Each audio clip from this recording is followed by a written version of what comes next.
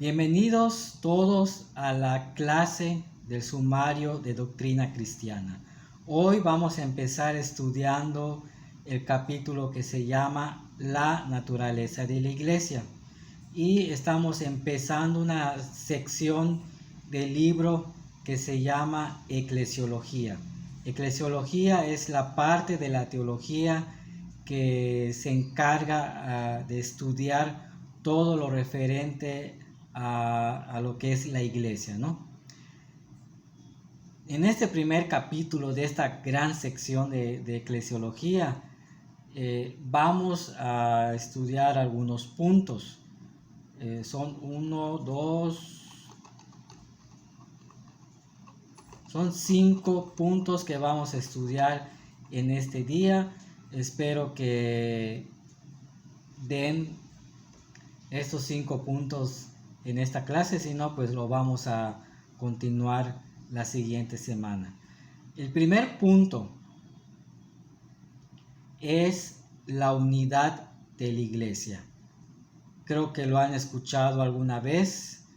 Es un concepto teológico y está basado entre tantos textos, entre varios textos.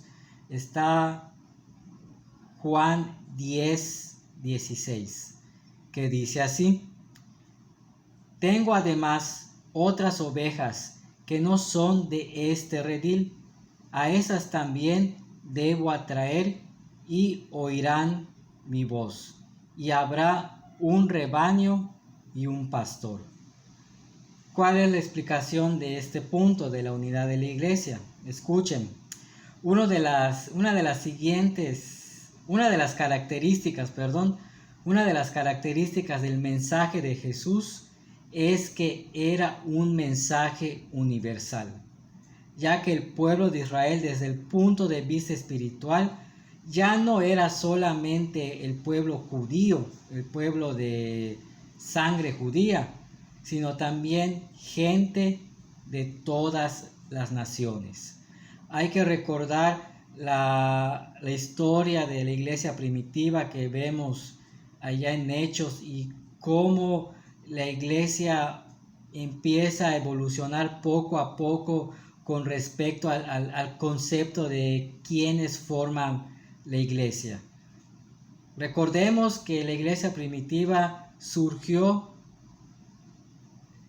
a raíz o a partir de la religión judía y tenían muchos de ellos, de los primeros cristianos, ese concepto judío de que el pueblo de Dios y la salvación era exclusivamente para el pueblo de Israel. Por eso este punto es muy importante. La unidad de la iglesia quiere decir esa unidad, esa unión entre todos los hermanos de la fe de todos los tiempos y de todos los lugares, recordándonos, como dice allá Juan, esa universalidad de la iglesia, que ya no es exclusivamente de un grupo, sino es para todos. Ese es el primer punto. El segundo punto se refiere a la santidad de la iglesia y está allá en Éxodo 19:6, que dice de la siguiente manera: vosotros me seréis un reino de sacerdotes y gente santa. Estas son las palabras que dirás a los hijos de Israel. Lo voy a volver a repetir porque es muy importante. Vosotros me seréis un reino de sacerdotes y gente santa. Estas son las palabras que dirás a los hijos de Israel. Es una parte de un discurso que Dios le da a Moisés para que éste se lo dé al pueblo. Por eso al final dice que son palabras que les dirás a los hijos de Israel. Después de haberlo escuchado, Moisés iba a decírselo al pueblo. Pero ¿qué nos enseña este texto con respecto a la santidad de la iglesia? Escuchen, una de las exigencias de Dios hacia el pueblo en el desierto era que buscaran la santidad. Hay que recordar que la presencia de Dios de forma literal estaba acompañando al pueblo en el desierto. Por eso más adelante, creo que en Levítico o en Deuteronomio, no recuerdo exactamente, Dios pide al pueblo de Israel que sean santos. Dice, sed santos porque yo soy santo. Era una exigencia que Dios le estaba pidiendo al pueblo de Israel en el desierto, y era una exigencia que también Dios pedía, o pidió más bien, cuando ya Israel se consolidó como nación allá en Palestina años después. Desgraciadamente no siempre se cumplió dicho mandato. Vamos a hacer un resumen rápido de la historia de Israel. Durante el desierto, pueden hacer una lista de todas las veces que el pueblo de Israel pecó desde que pisó el desierto hasta un poco antes de llegar a Palestina. Uno se va a sorprender todas las veces que pecaron, todas las veces que Dios los tuvo que castigar. Fue tanto el pecado del pueblo que Dios los castigó, haciendo que solamente la segunda generación entrara a Israel. Solamente Josué y Caleb fueron de la primera generación que entraron. Ni siquiera Moisés pudo entrar. Menciona la Biblia.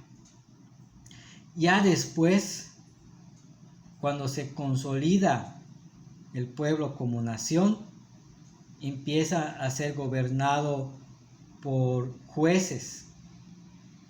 Es un tiempo de teocracia, o sea, un gobierno dirigido por Dios, pero desde el punto de vista humano dirigido por los jueces, que en la mayoría de los casos eran nombrados por Dios. En ese tiempo, en ese breve tiempo, también muchas personas y mucho del pueblo de Israel se olvidó de Dios y empezó a pecar. Incluso jueces escogidos por Dios no tenían un buen testimonio. Por eso algunos terminaron mal. Llega la monarquía. Y aunque desde el punto de vista político, los primeros años de la monarquía, el pueblo se expandió y hubo muchas riquezas, también hubo un alejamiento de Dios. ¿Por qué? Porque desde el principio Dios pidió que todos los que vivían allá fueran expulsados o matados, ¿no?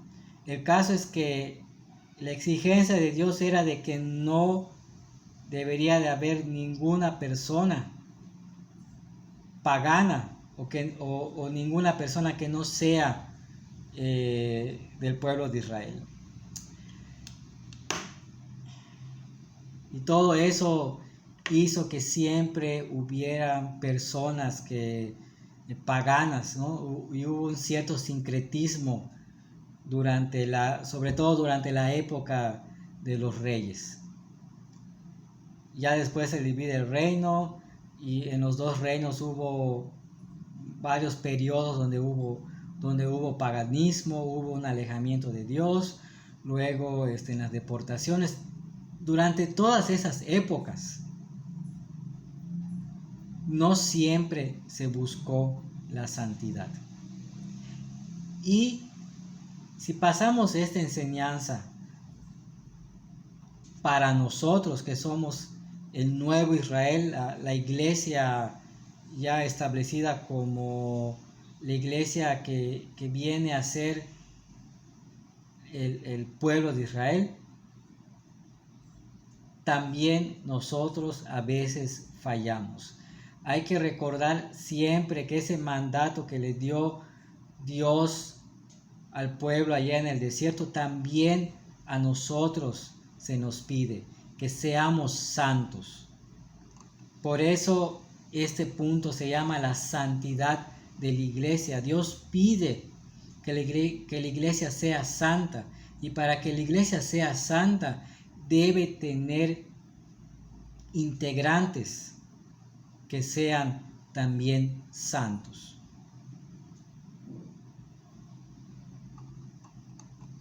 Es un punto que a mí me gustaría seguir hablando y hablando y hablando porque es muy importante, pero ya está lo básico, y es un buen punto para reflexionar con respecto a cómo estamos de forma general como iglesia con respecto a la santidad, y también cómo estamos de forma individual. ¿Estamos o no estamos buscando esa santidad? Y eso me recuerda ese punto que desde hace años han estado trabajando ustedes como misión de buscar más, tener más espiritualidad ferviente. Aunque en cierto punto no se puede medir la santidad y la espiritualidad, pero hay que buscarlo, ya sea de forma general, como misión, como iglesia, pero también de forma particular. El tercer punto, la necesidad de adherirse a la verdad. Tal vez lo escuchan y no les suene así algo atractivo, ¿no? O algo que lo podamos entender así rápidamente, pero no hay que asustarnos con los términos teológicos. La necesidad de adherirse a la verdad. La segunda carta de Timoteo 1:13 dice así: retén la forma de las sanas palabras que de mí oíste, en la fe y amor que es en Cristo Jesús. Ahí viene la explicación, y es algo sumamente importante. Una de las características de la iglesia verdadera es que debe estar adherida a la verdad bíblica y a la verdad doctrinal.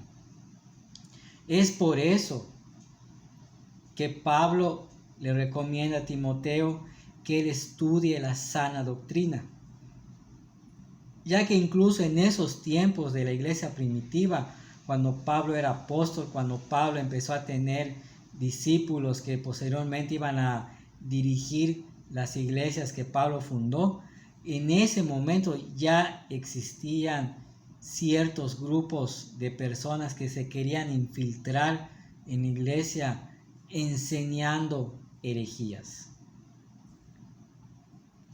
Y para contrarrestar eso, uno como líder, como pastor, como apóstol en ese tiempo, tenía que hacer como lo que le recomendaron a Timoteo: retener la sana palabra, retener esa doctrina que los discípulos y apóstoles enseñaron en la iglesia primitiva.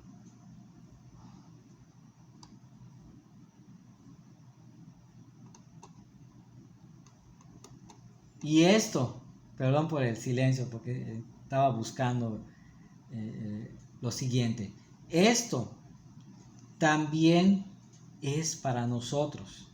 Cada punto es tanto para la audiencia original, pero también para nosotros. Nosotros también debemos de retener la sana doctrina, la sana palabra, como dice la Reina Valera. Si no, vienen ideas, pensamientos diferentes y ahí se van algunos a seguir esas doctrinas falsas.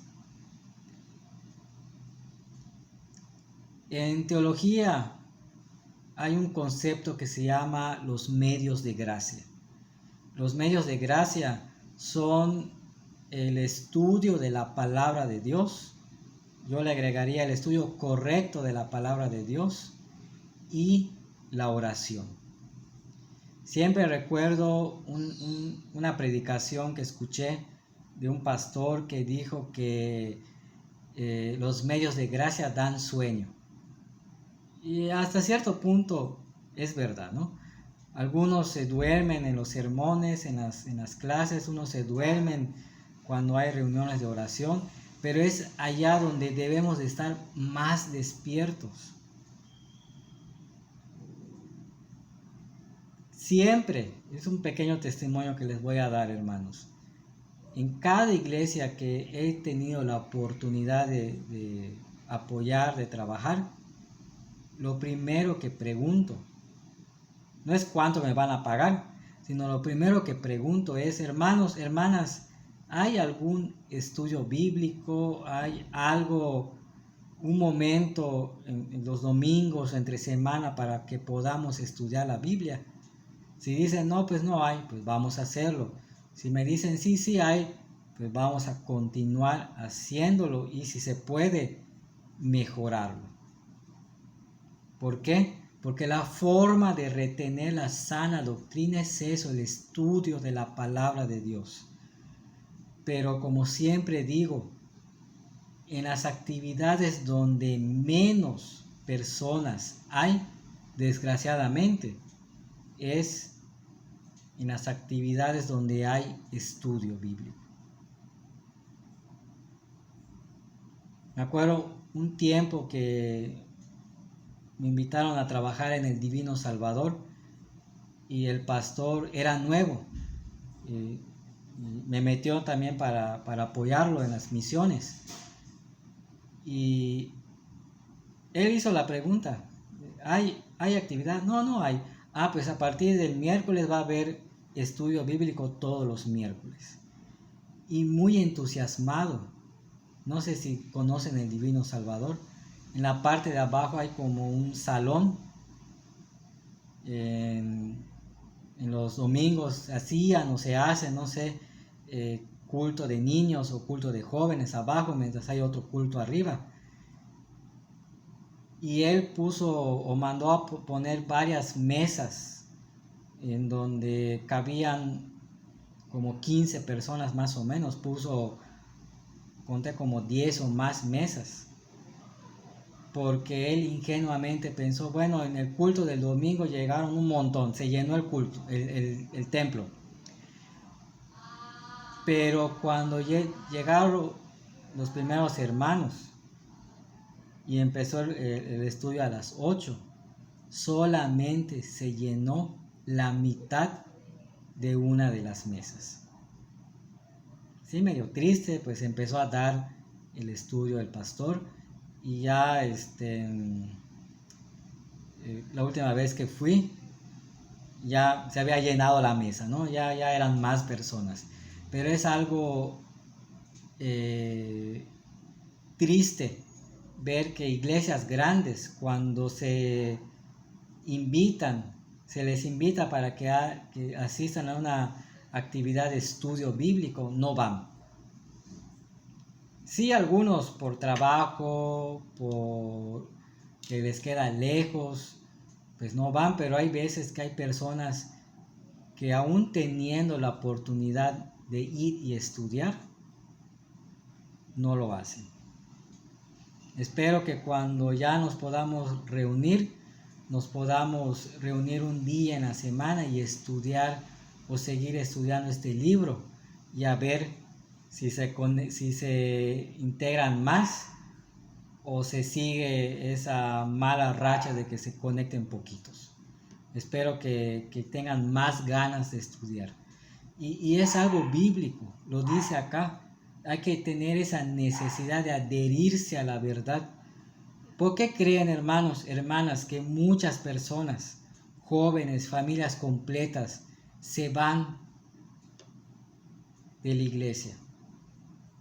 En el mejor de los casos se van a otra denominación, tal vez incluso van a la iglesia católica, pero en el peor de los casos ya no van a ninguna iglesia y se alejan de Dios. ¿Por qué pasa eso? Porque no faltan dos cosas, una de dos cosas. O no se enseña, o ellos no quieren aprender. Pero esas dos cosas se pueden mejorar, se pueden trabajar a partir de esas dos cosas y enseñar bien y buscar la forma que los que tengan flojera, porque es la verdad, los que tengan flojera de estudiar la palabra de Dios, animarlos para que estudien, porque es una necesidad de adherirse a la verdad, a la verdadera doctrina, a la doctrina que enseña la palabra de Dios. Otro punto es la necesidad de la recta administración de los sacramentos. La primera carta a los Corintios 11, 28, 30 dice de la siguiente manera: por tanto, pruébese cada uno a sí mismo, y coma así del pan y beba de la copa. El que coma y bebe indignamente, sin discernir el cuerpo del Señor, juicio come y bebe para sí. Por lo cual hay muchos enfermos y debilitados entre vosotros, y muchos han muerto. Otra característica de la iglesia es que se debe administrar los sacramentos de una forma adecuada y con la persona adecuada. Pablo enseña, entre otras cosas, que el participar de la Santa Cena, la persona que participa en la Santa Cena debe tener una buena relación con Dios. Y dentro de este punto de la necesidad de administrar bien los sacramentos, también está la enseñanza o el punto de que nosotros debemos de saber cuáles son los sacramentos.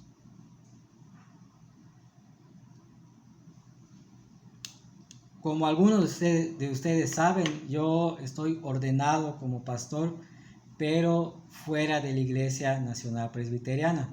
Si un día oficio algún sacramento, pues capaz y me queman en hierba verde o me crucifican o algo así, ¿no? Estoy exagerando un poco, ¿no?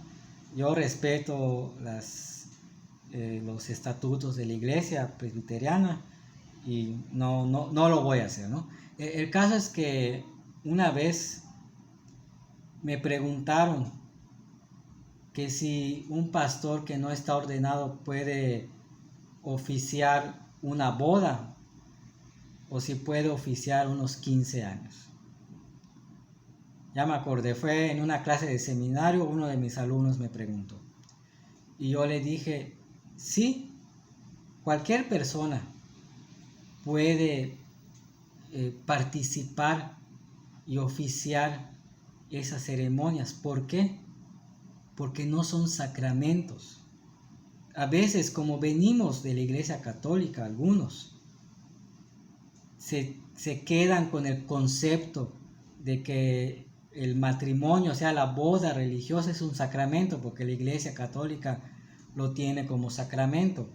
Creo, no sé si estoy bien, porque no tengo aquí los datos, pero también creo que la ceremonia de 15 años lo manejan o como un sacramento o como algo que el sacerdote también exclusivamente puede hacer. Entonces muchos se quedan con esa idea y llegan a la iglesia presbiteriana. Y cuando se casan, por ejemplo, piden que un pastor ordenado dirija la ceremonia, porque incluso no se debe decir oficie, porque no está oficiando ningún sacramento, solamente es una acción de gracias, tanto la ceremonia del matrimonio como la ceremonia de los 15 años. Entonces, si somos estrictos bíblicamente, no tradicionalmente, cualquier persona que sea miembro puede dirigir esas ceremonias. Hasta una hermana me preguntó el alumno, sí, lo que no se puede hacer, o lo que no puede hacer cualquier persona, es oficiar los sacramentos que nosotros, como casi todas las iglesias protestantes, manejamos 2 sacramentos, la Santa Cena y el bautizo. Eso solamente una persona debidamente ordenada por un cuerpo eclesiástico puede oficiar esos sacramentos. Y ahí sí se puede decir el término oficiar, porque es un oficio, está oficiando un sacramento. Así que tal vez sea, terminando esta clase, tal vez unos terminen así medios mareados por esta cosa que les estoy diciendo, no cosa sino enseñanza, perdón, pero igual pueden preguntar allá en los comentarios, opinar, hermano, yo sí estoy de acuerdo o yo no estoy de acuerdo. Yo pienso de que un pastor ordenado es el que debe oficiar un matrimonio y unos 15 años. Se respeta esa opinión, pero desde el punto de vista bíblico no hay evidencia bíblica para decir que esas dos ceremonias se tomen como sacramentos, porque no lo son, ¿sí? Es muy interesante esto de los sacramentos. Como dato curioso, algunas iglesias protestantes manejan un tercer sacramento, que es el lavado de los pies. Es bíblico, pero no se puede poner dentro del grupo de sacramentos, porque solamente fue una acción que Jesús hizo en algún momento para mostrar su humildad hacia sus discípulos. Sí es bonita la ceremonia que hacen algunas iglesias de lavamiento de los pies, porque algunos pastores lo hacen, ¿no? Pero no hay evidencia bíblica para ponerlo, como les dije, dentro del grupo de sacramentos. Bíblicamente solamente son 2 y son los que ya mencioné. Si tú piensas que hay otro, puedes escribirlo allá en los comentarios y ahí te voy a decir, bueno, si es bíblico o no es bíblico, aunque casi estoy seguro de que si tú dices o alguno de ustedes dicen, pues tal cosa es un sacramento, yo te voy a poner o yo te voy a explicar que no lo es, ¿sí? Otro punto importante de la iglesia es la necesidad de la disciplina, ¿sí? Y esos 3 puntos se podría fusionar en uno solo y sería el punto de las características de una iglesia verdadera. Primero, predicar la verdad, que les dije en el punto hace 2 puntos.